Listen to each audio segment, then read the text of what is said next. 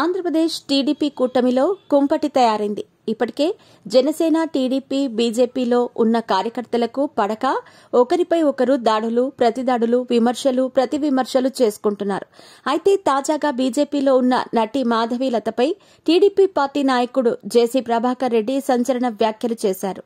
ఆమె ఓ వ్యభిచారి అంటూ జేసీ ప్రభాకర్ రెడ్డి మాట్లాడిన మాటలు ప్రస్తుతం మీడియాలో బాగా వైరల్ అవుతున్నాయి.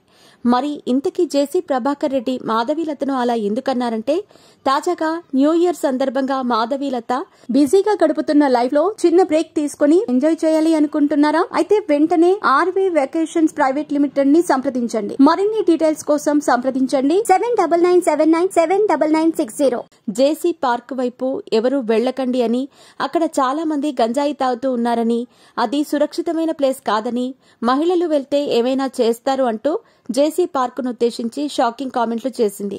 అయితే మాధవీలత మాటలపై మండిపోయిన జేసీ ప్రభాకర్ రెడ్డి మాధవీలతను ఉద్దేశించి, ఆమె ఓ ప్రాస్టిట్యూట్, అసలు బీజేపీ వాళ్లు మాధవీలతను తమ పార్టీలోకి ఎందుకు తీసుకున్నారో అర్థం అవటం లేదు. ఆమె పెద్ద బెస్ట్ క్యాండిడేట్. మాధవీలత మాట్లాడిన మాటలు పట్టణ మహిళలను అవమానించినట్లుగా ఉన్నాయి. జేసీ పార్కులో అక్రమాలు జరుగుతున్నాయి, గంజాయి తాగుతున్నారంటూ మాధవీలత మాట్లాడిన దాంట్లో ఎలాంటి నిజమూ లేదు అంటూ జేసీ ప్రభాకర్ రెడ్డి మాధవీలత మాట్లాడిన మాటలకు కౌంటర్ ఇచ్చారు. ప్రస్తుతం జేసీ ప్రభాకర్ రెడ్డి మాధవీలతను ప్రాస్టిట్యూట్ అని అన్న పదం మీడియాలో వైరల్ గా మారింది. మరి దీనిపై మాధవీలత ఏ విధంగా స్పందిస్తుందో చూడాలి.